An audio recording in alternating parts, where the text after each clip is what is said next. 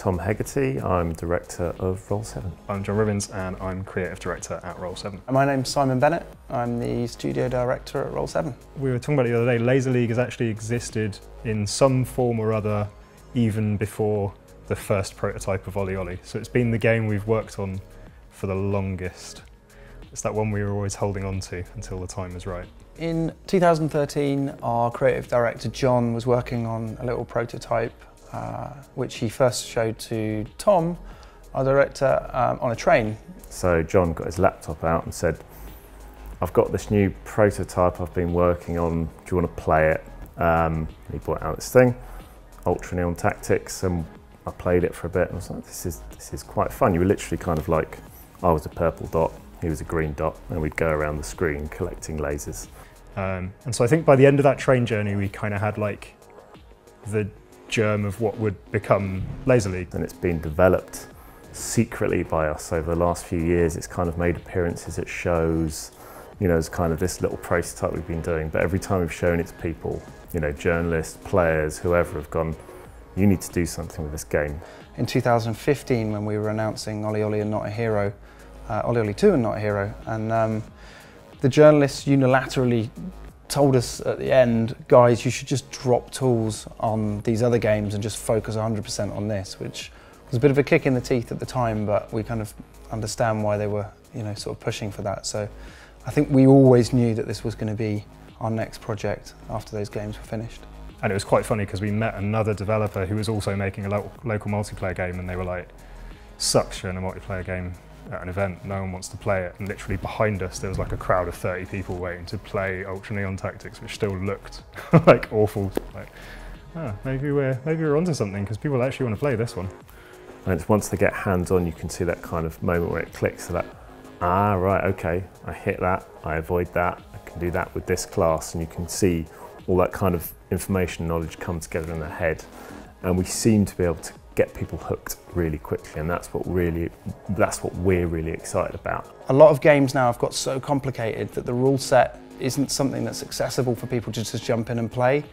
And we wanted to create a game that anyone could jump in and play and very quickly get to a stage where they could compete with you.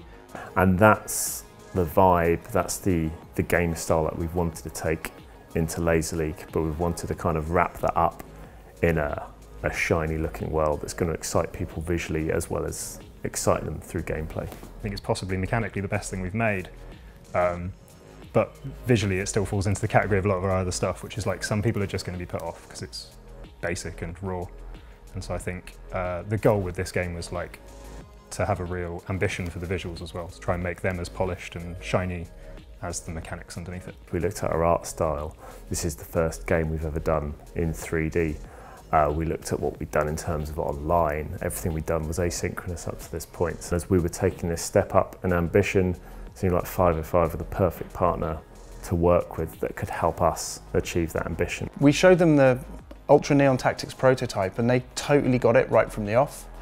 And as a publisher, they've believed in us and backed us to be able to take it to the sort of place that we want to, which, you know, as a studio is all you ever really want from a publisher. And so it's really exciting doing Laser League at the moment, which is, I kind of feel like the kind of games we always wanted to make. So it's cool to have the opportunity to push that bit further and do something quite a bit more ambitious than we've done before. A project that starts in as simplistic a form as a Pong to get to where it has now, like it's literally, it is the product of iteration itself. It's a game we've spent a lot of time with when it was very simple, when it didn't have a lot of the stuff that we've added to it now, and we didn't want to lose that like initial fun that meant people could just kind of pick up a controller and start playing straight away.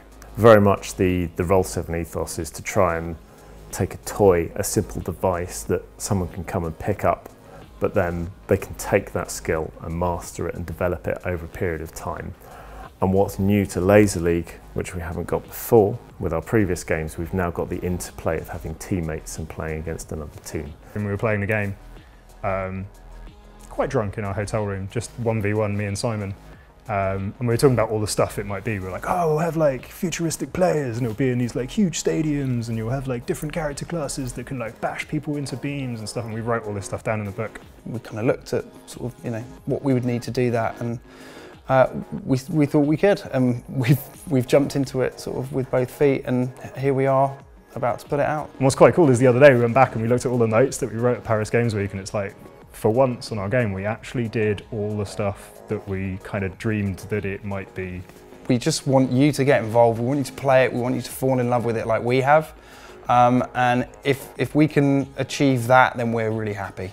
If you want to register for any of the betas, get yourself onto www.laserlegame.com.